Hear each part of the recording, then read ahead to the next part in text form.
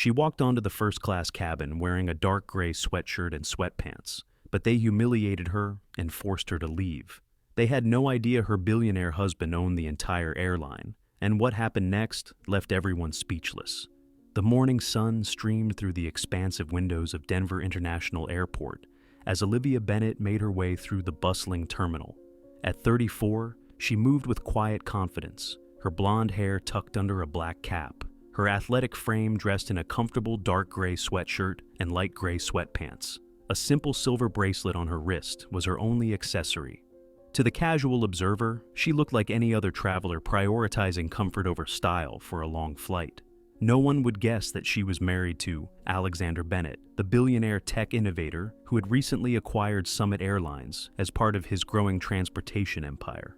Olivia checked her watch, a modest timepiece that had belonged to her grandmother. She had plenty of time before boarding began for Flight 782 to Boston, where her parents were celebrating their 40th wedding anniversary.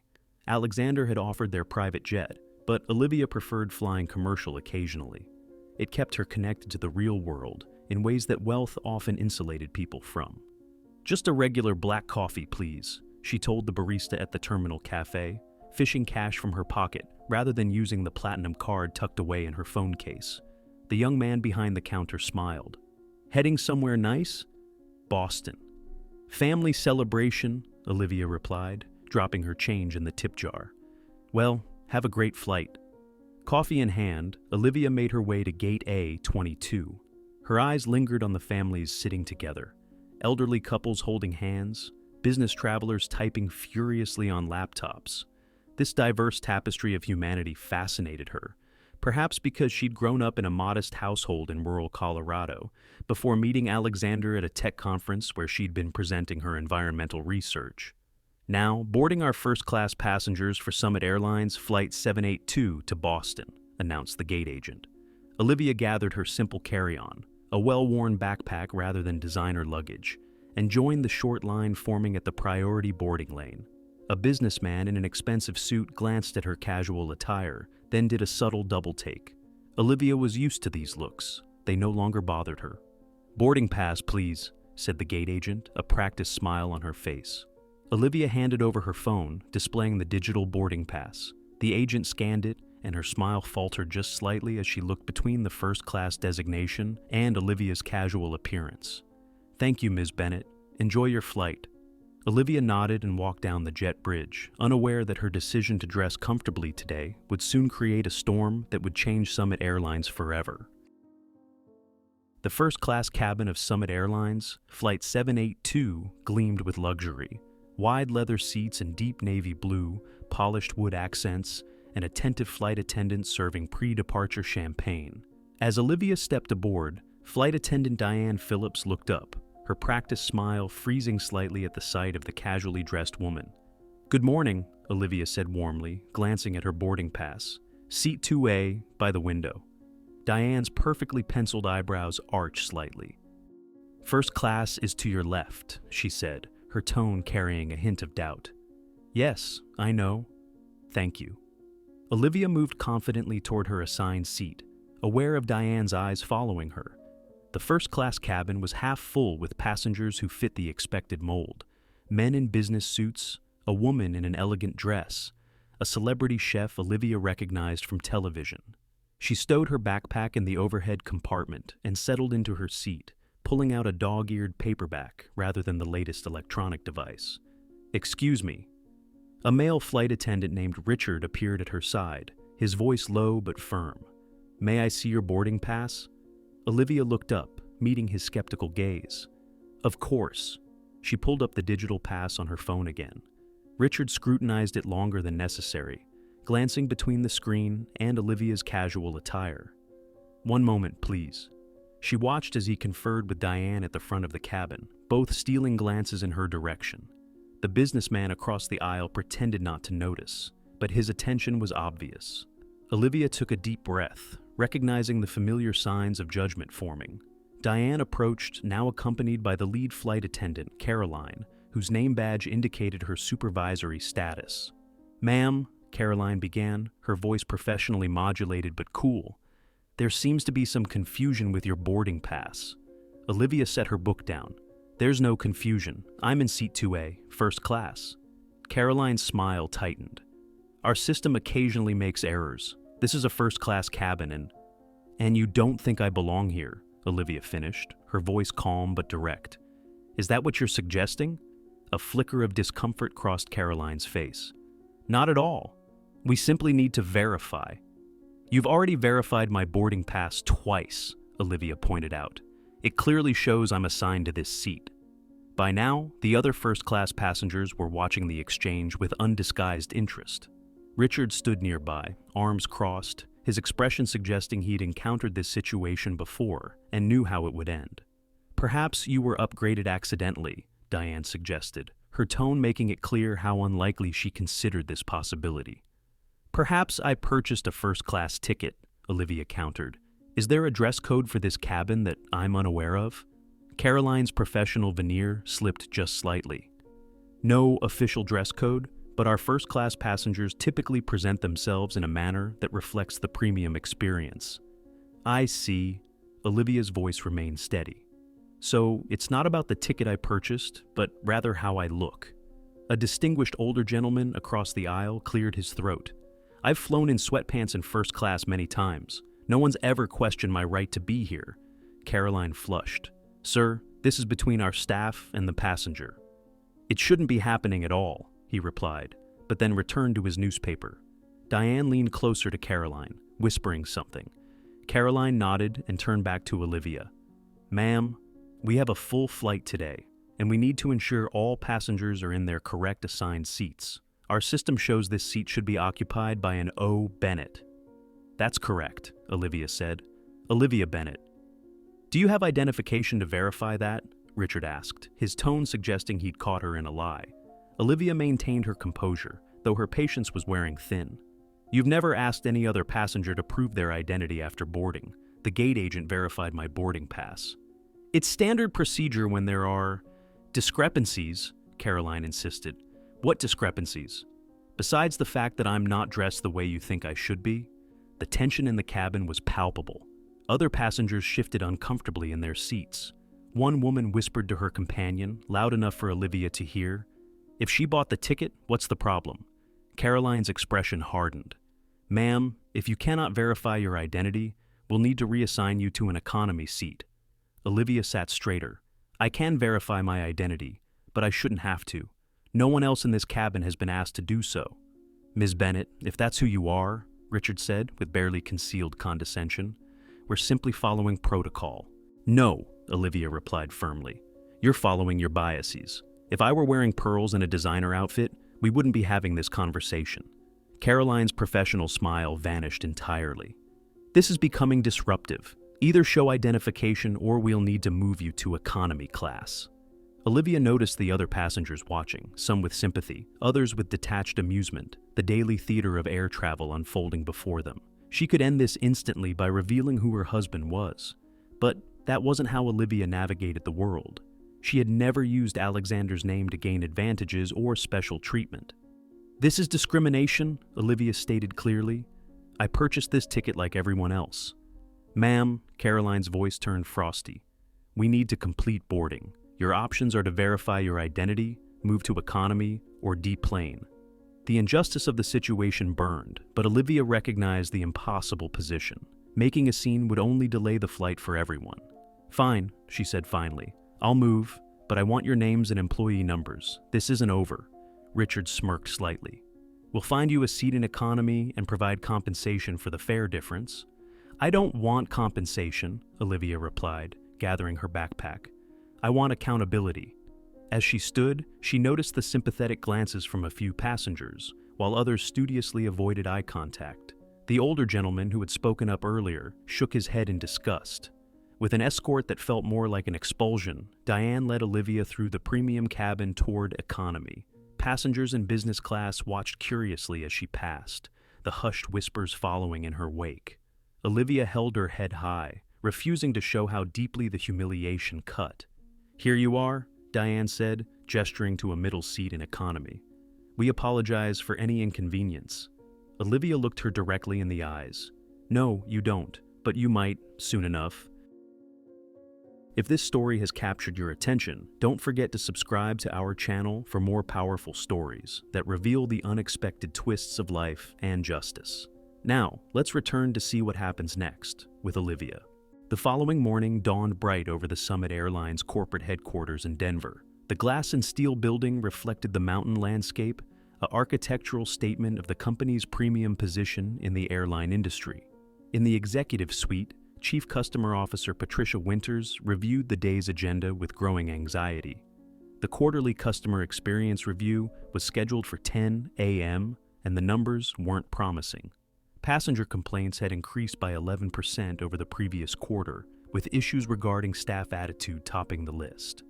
The board members will be attending, her assistant reminded her, and Mr. Bennett has confirmed he'll be joining in person rather than virtually. Patricia's stomach tightened. Alexander Bennett had acquired Summit Airlines 9 months ago, but today would mark his first appearance at a quarterly review. His reputation for demanding excellence was legendary, as was his limited tolerance for excuses. Make sure Caroline Reynolds and her first-class cabin crew are here, Patricia instructed. They've maintained the highest customer satisfaction scores, and we need some positive examples to highlight. Meanwhile, across town, Alexander Bennett adjusted his tie in the mirror of their spacious penthouse. At 38, he carried himself with the natural authority of someone accustomed to success. His tailored navy suit and crisp white shirt projected power without ostentation. "Are you sure you don't want me to say something directly to the flight attendants?" he asked, watching Olivia's reflection as she sat on the edge of their bed. Olivia shook her head. "This isn't about personal revenge, Alex. It's about changing a culture." "They humiliated my wife," he said, his voice tight with controlled anger. "That's pretty personal to me." Olivia stood and straightened his tie, though it needed no adjustment. "And I love you for that. But this is bigger than me, or those 3 crew members. This is about a system that judges people based on appearances rather than character." Alexander's expression softened as he looked at his wife. Olivia had maintained her groundedness despite the wealth that surrounded her now. It was one of the countless reasons he'd fallen in love with her. She saw the world without the distortion of privilege. "All right," he agreed. "We'll do it your way." He checked his watch. "The meeting starts in an hour. You're sure about the timing?" Olivia nodded. "Absolutely sure, and I'll be wearing exactly what I wore yesterday." At Summit Airlines headquarters, the executive conference room filled with board members, department heads, and key staff. Caroline Reynolds, along with Richard and Diane from the first-class cabin crew, sat together near the back. They had been surprised by the invitation to attend such a high-level meeting, but assumed it was related to their consistently high performance metrics. "Maybe they're finally creating that elite service team they've been discussing," Richard whispered to Diane. "We'd be the obvious choice to lead it." Diane nodded, smoothing her perfectly pressed uniform. "I heard the new owner is actually attending. This could be a big opportunity." Caroline shushed them as Patricia Winters called the meeting to order. "Thank you all for being here today," Patricia began. "As you know, customer experience is the cornerstone of our brand promise at Summit Airlines. Today we'll be reviewing our quarterly performance metrics and discussing strategies for improvement." The room quieted as the door opened and Alexander Bennett entered.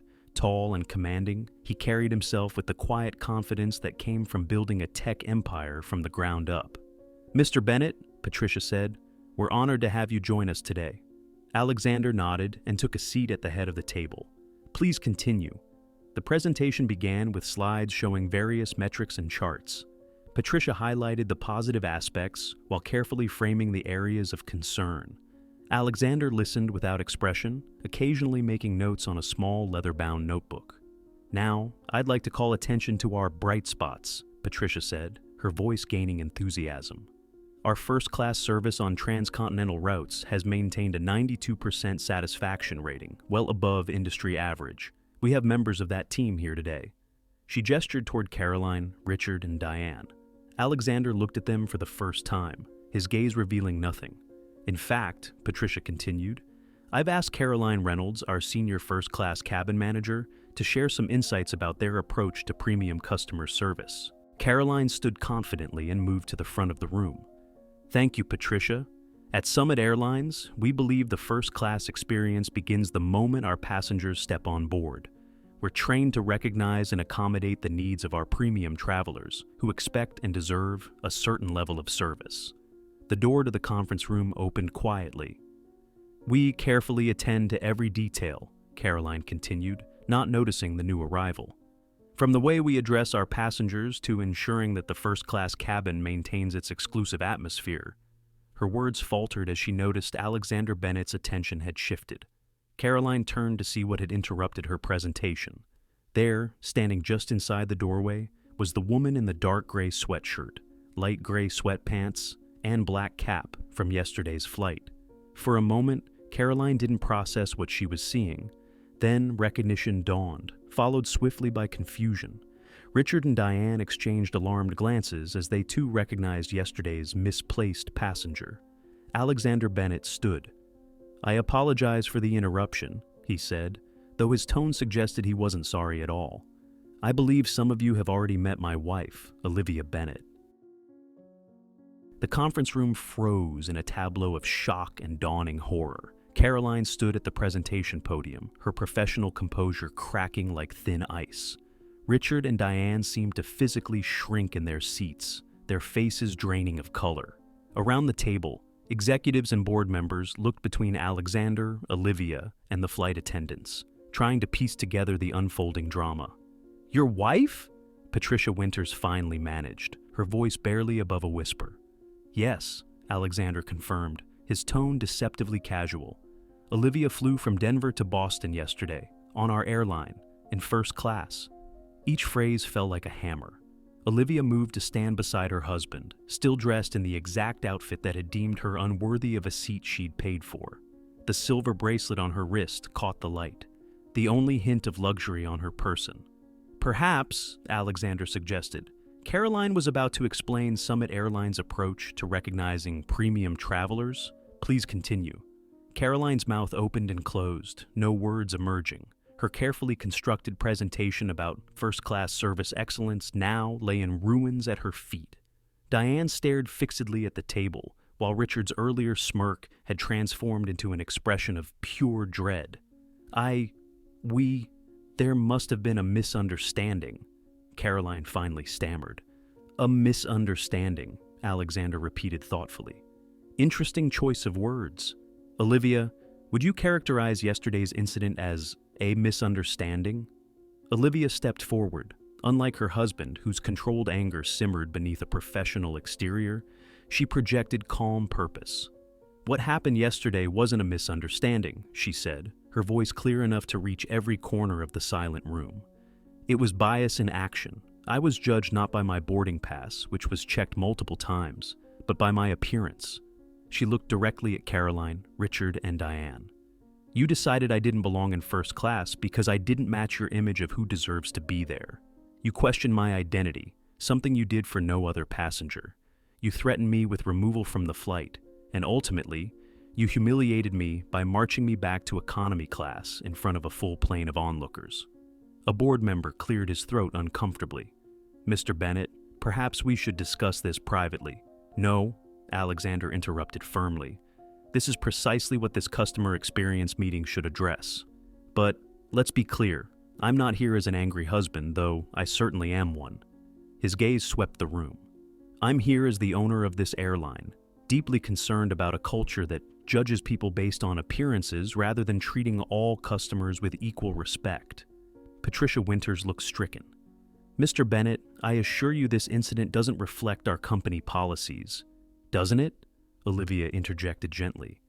"Because when I spoke with other flight attendants and airport staff after the incident, I heard numerous similar stories. A teenager in a hoodie with a business class ticket questioned repeatedly. A disabled passenger assumed to be in the wrong line for priority boarding. An elderly woman in casual clothes redirected from the first-class lounge despite having a valid access pass." She placed a folder on the conference table. 27 documented incidents in the past 3 months alone, all following the same pattern. This isn't about 3 flight attendants. It's about a culture. The revelation hit the room like a physical force. Patricia reached for the folder with trembling hands. "I had no idea," she whispered. "That's the problem," Alexander stated. "You should have known. These incidents were reported, but they were classified as customer misunderstandings and buried in your feedback system. Caroline had finally recovered enough to attempt damage control. "Mr. and Mrs. Bennett," she began, her voice professionally contrite. "On behalf of our team, I offer my deepest apologies for yesterday's incident. There are protocols we're expected to follow regarding verification." "Stop," Olivia said quietly but firmly. "You're still not understanding. This isn't about protocols. When the businessman in 2C wore sweatpants in first class last month, did you ask for his ID? When the famous actress in 1A boarded in sunglasses and a baseball cap, did you question her right to be there? The protocol isn't the problem. The selective application of it is." Richard, perhaps sensing his career circling the drain, attempted to interject. "Mrs. Bennett, there was no way for us to know who you were." "That's exactly the point," Olivia replied. "You shouldn't need to know who I am to treat me with basic dignity. My worth as a passenger isn't determined by my marriage, my bank account, or my clothes. I purchased a ticket like everyone else." A heavy silence fell over the room as the truth of her words sank in. Alexander looked at the 3 flight attendants. "Your actions yesterday reflected poor judgment and explicit bias. In many companies, that would be cause for immediate termination." Caroline, Richard, and Diane seemed to brace for the inevitable. "However," he continued, "firing you would solve nothing at a systemic level. It would just make us feel better temporarily while allowing the underlying culture to remain unchanged." He turned to address the entire room. "Starting next week, Summit Airlines will implement a comprehensive anti-bias training program for all customer-facing staff. Additionally, we're revising our customer feedback system to specifically track and address incidents involving perceived discrimination or prejudice." Olivia stepped forward. "And the 3 of you," she said to the flight attendants, "will be temporarily reassigned. 1 month working alongside our customer advocacy team, directly handling passenger complaints. Another month in economy class service. After that, if your performance reviews indicate a genuine understanding of these issues, you can reapply for your first-class positions." Patricia Winters found her voice. "I'll personally oversee these changes, Mr. and Mrs. Bennett, and I believe we should compensate the other passengers you identified in your report." Alexander nodded in agreement, then addressed the flight attendants directly. "This isn't about punishment, it's about understanding. The true measure of premium service isn't how well you treat people who look important. It's how you treat everyone, regardless of appearance." As the reality of the situation fully dawned on everyone present, Board Chair Eleanor Simmons spoke up for the first time. "I believe we owe Mrs. Bennett our gratitude," she said firmly. "She's identified a significant blind spot in our operation that could have continued damaging our reputation and alienating customers. This is an opportunity for meaningful change." Caroline, Richard, and Diane sat in stunned silence, their earlier confidence shattered by the realization of their actions and the unexpected consequence. Not immediate firing, but something perhaps more challenging, the opportunity to learn and change. 3 months later, Olivia Bennett settled into Seat 2A on Summit Airlines Flight 923 from Denver to San Francisco. Dressed in the same dark gray sweatshirt, light gray sweatpants, and black cap, she opened her book and prepared for the 5-hour journey to a climate research conference. "Good morning, Mrs. Bennett," said a familiar voice. "Can I offer you a beverage before takeoff?" Olivia looked up to see Richard standing beside her seat, professional and attentive. His eyes held none of the condescension from their previous encounter. Instead, there was something that looked remarkably like respect. "Just water for now, thank you," she replied. As Richard placed the water on her armrest, he hesitated. "Mrs. Bennett, I'm not sure if you remember me." "I remember you, Richard." He nodded, acknowledging the impossibility of being forgotten. "I wanted to thank you," he said quietly. "These past 3 months have been educational." Olivia regarded him thoughtfully. "How was your time in the customer advocacy?" "Humbling," he admitted. "I had no idea how many passengers felt dismissed or judged by our actions. Things I never even thought about, little comments or assumptions, they noticed everything." "People usually do," Olivia replied. Down the aisle, she spotted Diane assisting an elderly man in casual clothes, her manner patient and attentive as she helped him stow his worn duffel bag in the overhead compartment. The transformation was subtle but unmistakable. The training program you and Mr. Bennett implemented has changed things, Richard continued. Not just procedures, but how we think about our passengers, about people in general. I'm glad to hear that. Richard straightened, returning to his professional demeanor. Enjoy your flight, Mrs. Bennett. If you need anything at all, I'm here to assist. As he moved to serve other passengers, Olivia noticed Caroline in the galley, efficiently preparing for takeoff. Their eyes met briefly, and Caroline gave a small, respectful nod. Not the exaggerated deference of someone afraid for their job, but the genuine acknowledgement between people who had moved past conflict to understanding. The changes at Summit Airlines extended far beyond these 3 flight attendants. The anti-bias training program had been implemented company-wide, from check-in counters to executive offices.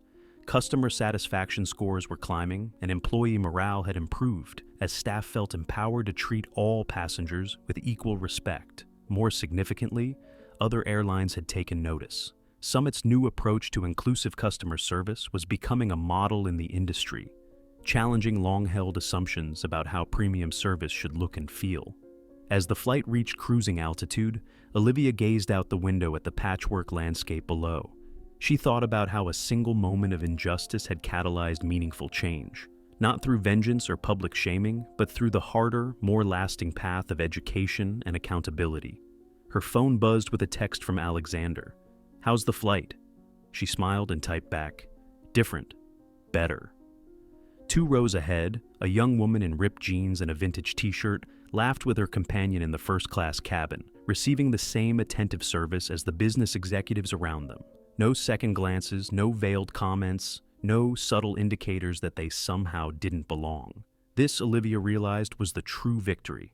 Not the vindication of her own experience, but the small, everyday dignities now extended to others who might have been previously judged and found wanting. The seatbelt sign dinged off. Caroline approached with the beverage cart, her manner professional and warm as she served each passenger with equal consideration. When she reached Olivia, there was a moment of genuine connection. "Mrs. Bennett," Caroline said quietly, "I want you to know that what you and Mr. Bennett did, it was fair, more than fair, and it made us better at our jobs." Olivia nodded. That was the point. Not punishment, but progress. "I've learned to see people differently," Caroline admitted, "to question my assumptions. It's changed how I interact with everyone, not just passengers." As Caroline moved on, Olivia reflected on how change happens, rarely through dramatic gestures or grand statements, but through individual moments of recognition, through systems that reinforce better choices, and through leaders willing to address not just symptoms, but causes. The plane banked gently westward toward San Francisco, carrying its diverse complement of humanity across the sky. Each passenger different, each equally deserving of respect, regardless of appearance, status, or circumstance. A simple truth, yet one so often forgotten in a world quick to judge based on superficial cues. For Olivia Bennett, dressed in her comfortable sweatshirt and cap, the victory wasn't that she could now fly first class without question. The victory was that increasingly, so could everyone else. Stories like Olivia's remind us that true change comes not from punishment, but from understanding and accountability. Has someone ever judged you by your appearance? Or have you caught yourself making snap judgments about others? Share your experience in the comments below. If you enjoyed this story of justice and transformation, don't forget to subscribe to our channel for more powerful narratives that reflect the complexity of human dignity. Hit the notification bell so you never miss our weekly stories, and join our community of viewers who believe in the power of understanding to create a more respectful world.